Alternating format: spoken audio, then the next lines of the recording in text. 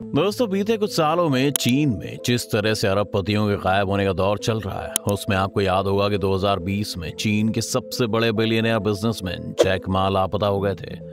और लापता भी ऐसे हुए कि उन्हें सालों तक किसी ने देखा ही नहीं, ना तो उनकी कंपनी के लोगों ने, ना ही मीडिया और टीवी पर।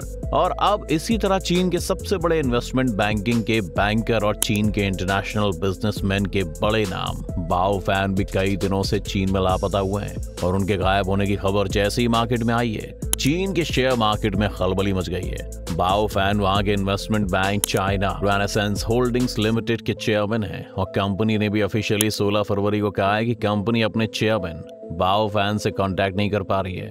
उसका कहना है कि बाओ कंपनी के कारोबार के सिलसिले में कहीं गए या किसी और वजह से इसे लेकर कंपनी के बोर्ड को कोई जानकारी नहीं है। इसी से जुड़ी दिलचस्प खबर यह है कि रेनेसेंस होल्डिंग्स के प्रोजेक्ट कांगलिन और बाओ फैन के खिलाफ इनकम टैक्स डिपार्टमेंट कई महीनों से जांच कर रहा है, जिसका यह अंदाजा लगाया जा सकता है कि उन्हें या तो चाइनीज गवर्नमेंट ने नजरबंद कर दिया है या फिर उन्हें कहीं देश निकाला कर दिया है। अब एक बाओ फैन के गायब होने से आखिर चीन में इतना हाहाकार क्यों मचा है?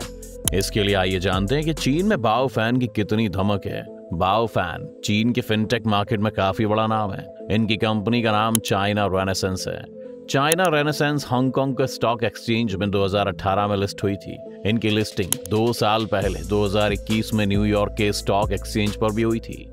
यानी एक तरह से इन्होंने बहुत कम टाइम में अपनी कंपनी को इंटरनेशनल मार्केट में एक बड़ी कंपनी बना दिया है। लेकिन ऐसा नहीं कि चीन में भी उनकी कंपनी नहीं हो। बाओ फैन ने करीब 18 साल पहले अपनी इस कंपनी की शुरुआत की थी और तो और आज भी उनके पास इस कंपनी के 50% से ज्यादा शेयर हैं।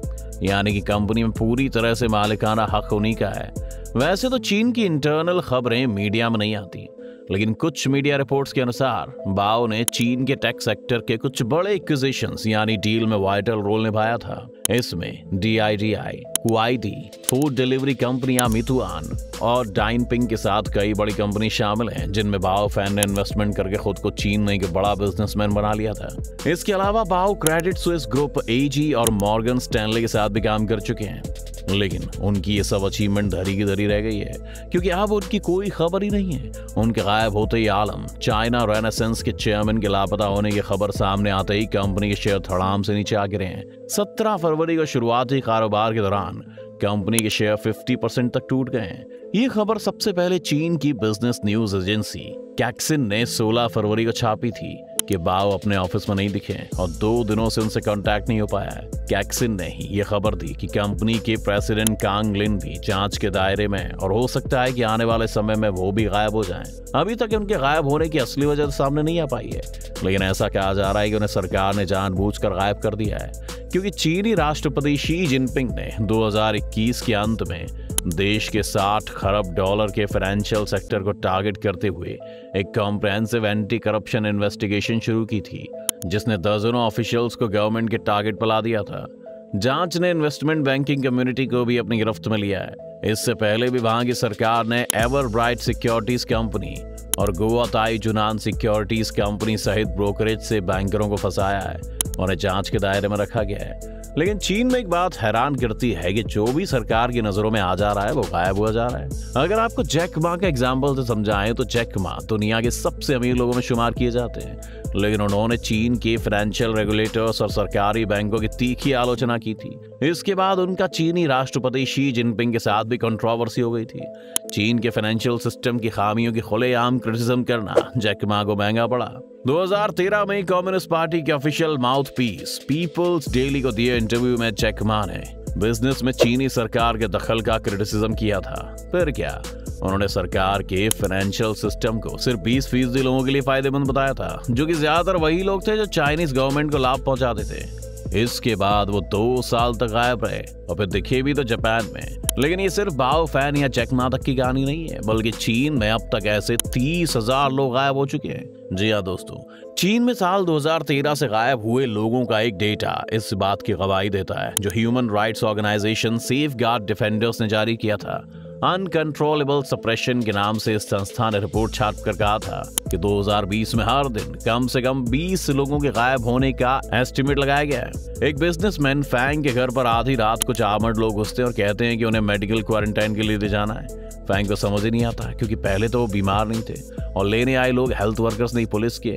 फैंग का जुर्म ये था कि उसने कोरोना वायरस से मर रहे लोगों और उन्हें अस्पताल में पड़ी लाशों का एक वीडियो सोशल मीडिया पर पोस्ट कर दिया था। इसके बाद जब गवर्नमेंट को पता चला तो उन्होंने इसे क्वारंटाइन के बारे कैदी कर लिया और वो लोगों की नजरों से गायब हो गया।